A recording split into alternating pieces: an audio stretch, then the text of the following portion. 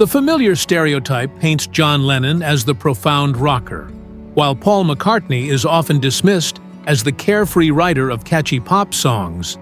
Super producer Mark Ronson, however, has offered a different perspective on the Lennon-McCartney partnership, one that places McCartney in a much more adventurous light. Ronson is well-positioned to speak on the subject. The British-American songwriter and producer has collaborated with major names including Amy Winehouse, Miley Cyrus, Lady Gaga, and Bruno Mars. He also knows McCartney's expansive solo output and has worked directly with him. Speaking on a recent episode of the YouTube series Track Star, Ronson described McCartney as someone with remarkably unconventional musical tastes. The premise of Track Star is simple. Artists try to identify songs being played while they're out on the street. When Ronson was played temporary secretary from McCartney's 1980 album McCartney II, he recognized it instantly. The track, a quirky and synth-heavy deep cut, became the spark for him to explain just how versatile McCartney really is as a songwriter.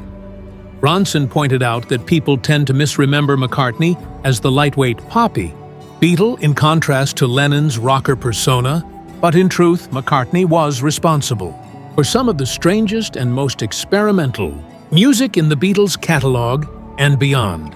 His own experience working with McCartney on the 2013 album New reinforced that view. Ronson recalled arriving at the studio early one day to find McCartney experimenting with a Moog synthesizer, programming it to generate bizarre sounds that fascinated him.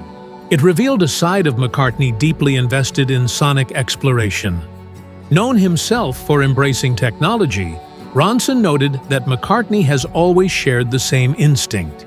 He reminded listeners that McCartney was the first to bring the Moog synthesizer into a Beatles recording, using it on Maxwell's Silver Hammer from Abbey Road.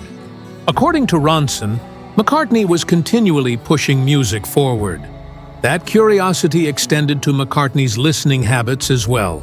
Ronson remembered asking him what he had been enjoying recently during a studio session, only to be surprised when McCartney mentioned Usher's Climax from 2012, a track Ronson regarded as a brilliant record.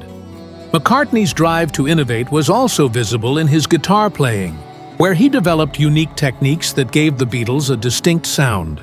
His solo career followed a similar restless trajectory, moving between styles and genres. Though he initially struggled to establish himself after the Beatles' breakup, even resorting to a TV special to promote his music and later collaborating with Elvis Costello, he never stopped exploring new directions.